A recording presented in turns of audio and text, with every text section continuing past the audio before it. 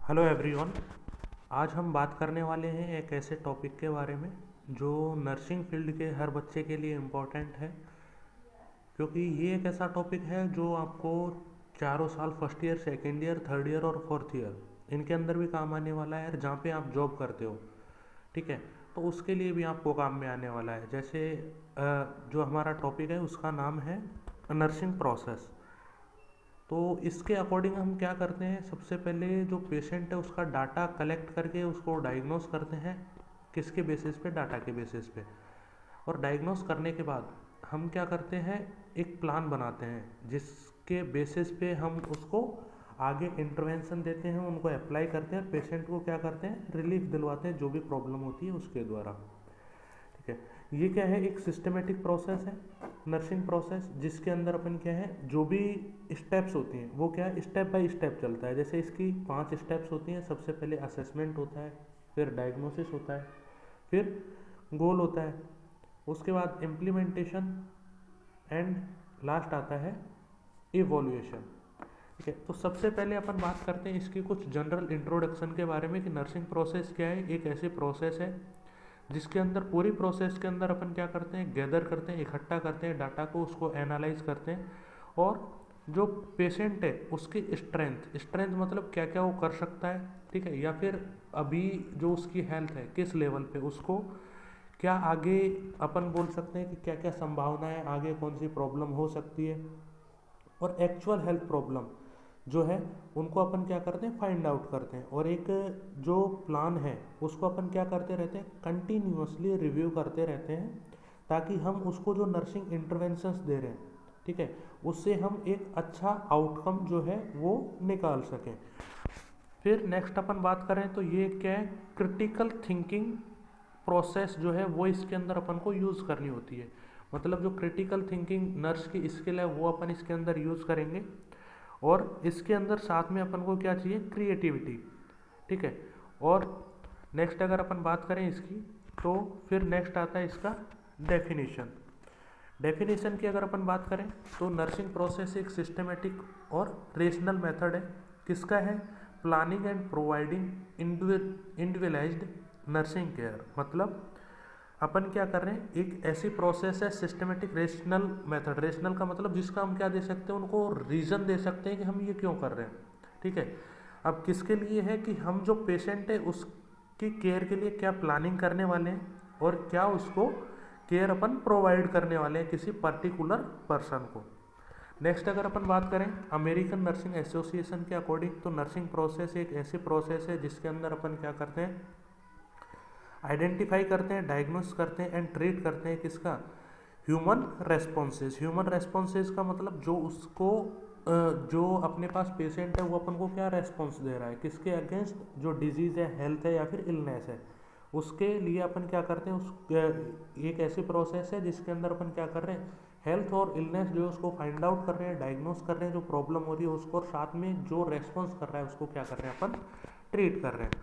Next अगर अपन बात करें तो जो नर्सिंग प्रोसेस है उसके 5 कंपोनेंट्स होते हैं: असेसमेंट, डायग्नोसिस, प्लानिंग, इम्प्लीमेंटेशन और इवोल्यूशन।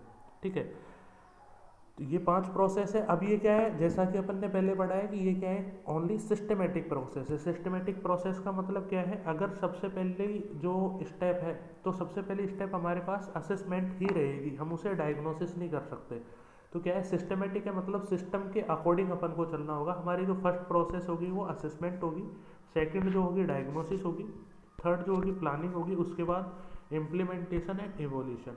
अगर अपन जनरल बात करें, ठीक है, तो असेसमेंट एक ऐसी प्रोसेस है जिसके अंदर अपन 4 चीज़ें फॉलो करते हैं, COVD। ठीक है, C for collection of data, ठीक है, O for organisation of data, उसके बाद वैलिडेशन ऑफ डाटा, और डॉक्यूमेंटेशन ऑफ डाटा। मतलब जो असेसमेंट प्रोसेस है इसके अंदर अपन 4 चीज़ें करेंगे। सबसे पहले क्या करेंगे, जो डाटा है उसको कलेक्ट करेंगे, ठीक है, उसको इकट्ठा करेंगे, उसके बाद ये चेक करेंगे कि वो वैलिड है या नहीं है, और उसके बाद जो अपन ने डाटा कलेक्ट किया है उसको क्या कर देंगे, डॉक्यूमेंटेड कर देंगे। नेक्स्ट आता है डायग्नोसिस फेज। डायग्नोसिस फेज के अंदर अपन क्या करते हैं, जो पेशेंट की एक्चुअल हेल्थ प्रॉब्लम है उसको अपन क्या करते हैं, फाइंड आउट करते हैं। ठीक है, अब सबसे पहले हमने क्या कर लिया, डाटा कलेक्ट कर लिया। उसके बाद हमने क्या कर लिया, डाटा कलेक्ट करने के बाद हमने कर लिया उसके बारे में क्या, ऑर्गेनाइज कर लिया एक सिस्टमेटिक वे के अंदर। उसके बाद उसको वैलिडेट कर दिया कि भाई डाटा जो है ठीक है या नहीं है, और उसके बाद हमने उसको डॉक्यूमेंटेड कर दिया। उसके बेसिस पे हमने डायग्नोसिस जो है एक प्रिपेयर कर लिया है। अब डायग्नोसिस प्रिपेयर कर, नेक्स्ट आता है हमारी जो फेज़ है वो है प्लानिंग फेज़। प्लानिंग फेज़ के अंदर अपन क्या करते हैं, एक गोल डिसाइड करते हैं। सबसे पहले गोल का मतलब अपन बोल सकते हैं कि भाई जो हमने डायग्नोस किया है उसके बेसिस पे हम एक गोल डिसाइड करते हैं कि हमको क्या चीज़ या फिर क्या इम्प्रूवमेंट इस पेशेंट के अंदर चाहिए, कौन सी जो प्रॉब्लम है उसको अपन को क्या करना है, सॉल्व आउट करना है। ठीक है, उसके बाद जो आता है इंटरवेंशन। इंटरवेंशन का मतलब जो गोल हमने बनाया है उस तक पहुंचने के रास्ते। ठीक है, मतलब एक ऐसे तरीके या फिर अपन बोल सकते हैं ऐसे कौन कौन सी प्रोसेस है जिनको कंप्लीट करके हम हमारे जो गोल है उसको फाइंड रीच आउट कर सकते हैं, अपन बोल सकते हैं कि गोल को प्राप्त कर सकते हैं। फिर उसके बाद नेक्स्ट आता है जो स्टेप, वो आता है रेशनल। ठीक है, रेशनल का मतलब अपन इसमें क्या देते हैं, रीज़न देते हैं। रीज़न का मतलब अपन बोलते हैं ना कि भाई आप ये काम कर रहे हो तो इसका कारण क्या है। ठीक है, सेम वो होता है कि हम क्या कर रहे हैं, जो हमने चूज़ किया है इंटरवेंशन, ठीक है, वो क्यों चूज़ किया है या फिर वो क्या काम आने वाला है आगे। ठीक है, उसका अपन क्या देते हैं, रेशनल देते हैं। इन तीनों फेजेस के अंदर आके जो आपकी प्लानिंग फेज है वो कंप्लीट हो जाती है। उसके बाद नेक्स्ट पे चलते हैं अपन इम्प्लीमेंटेशन। इम्प्लीमेंटेशन क्या है, एक वर्किंग फेज है। वर्किंग फेज का मतलब इस फेज के अंदर अपन क्या करते हैं कि भाई जो भी अपन ने क्या किया है, प्लान किया है, जो भी अपन ने क्या किया है, इंटरवेंशंस चूज किए हैं, ठीक है, उनको क्या कर देते हैं, पेशेंट पे अप्लाई कर देते हैं। मतलब अब से पहले तो क्या कर रहे थे, तीनों फेजेज में अपन ओनली क्या कर रहे थे, डाटा कलेक्ट कर रहे थे, क्लाइंट की प्रॉब्लम को फाइंड आउट कर रहे थे, और उसके बाद प्लान किया था कि भाई कैसे हमको इस गोल तक पहुंचना है। लेकिन इम्प्लीमेंटेशन फेज क्या है, एक एक्चुअल वर्किंग फेज है जिसके अंदर अपन क्या करेंगे, जो भी इंटरवेंशंस अपन ने चूज किए, ठीक है, वो अपन क्या करेंगे, अप्लाई कर देंगे। जैसे फॉर एग्जांपल अपन देख सकते हैं कि भाई एक पेशेंट हमारे पास आया, ठीक है, हमने असेस किया कि उसका जो टेम्परेचर है वो बढ़ा हुआ है। ठीक है, अब उसका टेम्परेचर बढ़ा हुआ है तो उसके बेसिस पे हमने क्या कर दिया, डायग्नोस कर दिया कि भाई जो पेशेंट है हाइपरथर्मिया का है। ठीक है, फिर हमने प्लान किया कि भाई जो प्लान किया, प्लानिंग के अंदर गोल डिसाइड किया कि जो पेशेंट का टेम्परेचर है वो हमको कहाँ तक लेके आना है, नॉर्मल वैल्यू तक लेके आना है। ठीक है, या फिर जो नॉर्मल बॉडी टेम्परेचर है उसके पास लेके आना है। फिर नेक्स्ट आता है इंटरवेंशन। इंटरवेंशन का मतलब अपन क्या करेंगे, नॉर्मल लेके आने के लिए क्या क्या तरीके यूज़ करेंगे। फॉर एग्जांपल अपन देख सकते हैं कि कोल्ड स्पंजिंग अपन कर रहे हैं।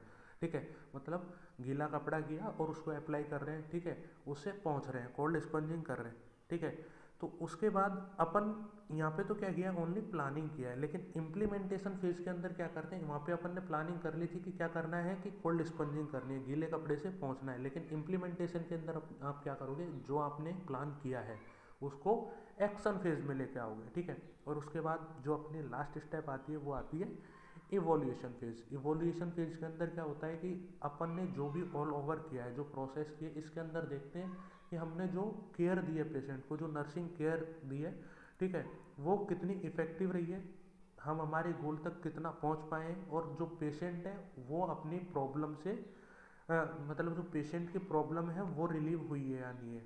ठीक है, ये सब हम देखते हैं। ठीक है, बाकी अपन पढ़ेंगे नेक्स्ट क्लास के अंदर। नेक्स्ट क्लास के अंदर हम स्पेशल एक एक स्टेप उठा के देखेंगे, जैसे असेसमेंट। ठीक है, हर स्टेप के बारे में अपन समझते चलेंगे। Thank you.